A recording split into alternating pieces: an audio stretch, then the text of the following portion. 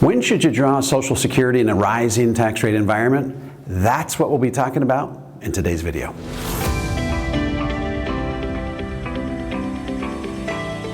Hi there, welcome to another episode of The Power of Zero. I'm best-selling author David McKnight. Today we're going to be talking about when you should elect your Social Security benefit if tax rates are going up. All right, let's say you've taken stock of the fiscal landscape of our country, and it seems fairly obvious to you that tax rates will have to rise dramatically in the next 10 years to keep our country solvent. Should this have a bearing on when you elect to receive your Social Security? The short answer is yes. But before I explain why, let's lay a little foundation. We know that the earliest you can draw Social Security is age 62. There are a number of reasons why you might want to draw Social Security at age 62. Maybe you're retiring early. Maybe you don't anticipate living a very long life and you want to take the money while you can. Now, if you start at 62, you'll get a smaller amount compared to what you'd receive had you waited, but you'll get that smaller amount over a longer period of time. Now, each year you delay taking Social Security past 62 will increase your benefit. The amount of increase varies on your situation, but on average it's about 7.4% increase per year. Now let's say you decide to postpone taking your Social Security until your full retirement age of 67. Because you postpone taking your benefit for 5 years, you will have experienced that 7.4% growth on your benefit, therefore your benefit will be substantially higher. However, because you're starting it at 67, you'll be taking that benefit over a shorter period of time. You'll be playing catch-up versus a scenario where you took Social Security at age 62. And if you happen to die before you ever reach 67, then waiting was obviously a bad move. So that's one of the risks of waiting. Now, the final alternative I'll discuss today is taking Social Security at age 70. This is the point in time beyond which your Social Security will no longer increase at that 7.4% rate. So, mathematically speaking, it doesn't make sense to delay Social Security past age 70. From that point moving forward, your Social Security will adjust, but only to keep up with inflation. So, how do you figure out which one of these options you should take, 62, 67, or even age 70? Well, historically, you'd simply do a mathematical computation. You'd have to figure out what's called your break-even point, or your break-even age. Here's how you do it. Create 3 columns on a spreadsheet and add up the cumulative benefits you'd receive in each of the 3 scenarios over time. There will come a point in time in which the decision to take Social Security at age 70 will eventually win out. That point in time is slightly different for everybody, but it usually happens around age 80 or 81. In other words, all things being equal, so long as you live to age 80 or 81, you made the right choice in pushing off Social Security until age 70. So how do you figure out if you're going to live past your break-even point?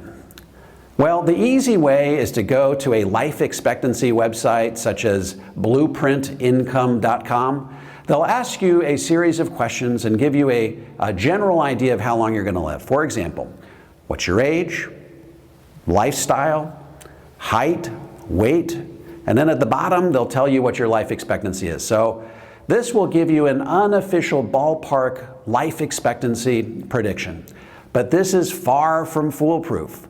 The more bulletproof way of figuring out how long you're going to live is to go through the life insurance underwriting process. Of course, you'd have to have a need for life insurance, but so long as you do, this can be an extremely precise way to predict how long you're going to live.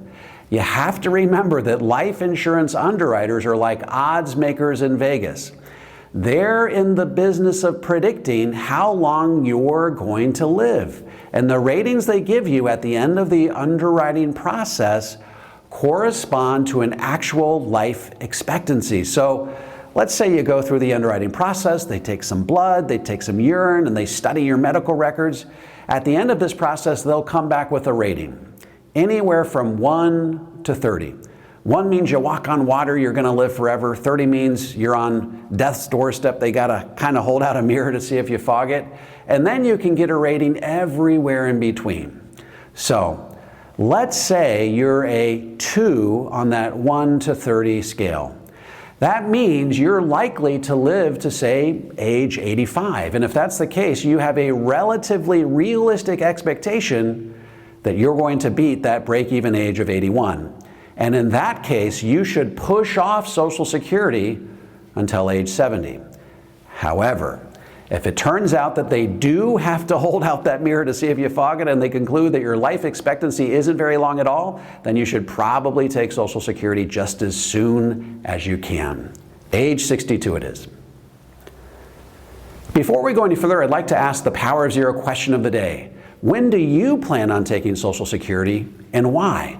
Feel free to put your answers in the comment section below. Okay, now that we know how to determine when you should take Social Security based on the longevity variable, let me throw one other wrinkle into the mix.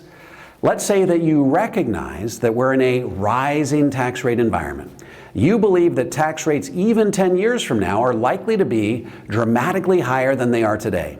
You trust the third-party experts who have said as much. So now you're motivated to start shifting your highly taxable IRAs to your tax-free bucket by way of a Roth conversion.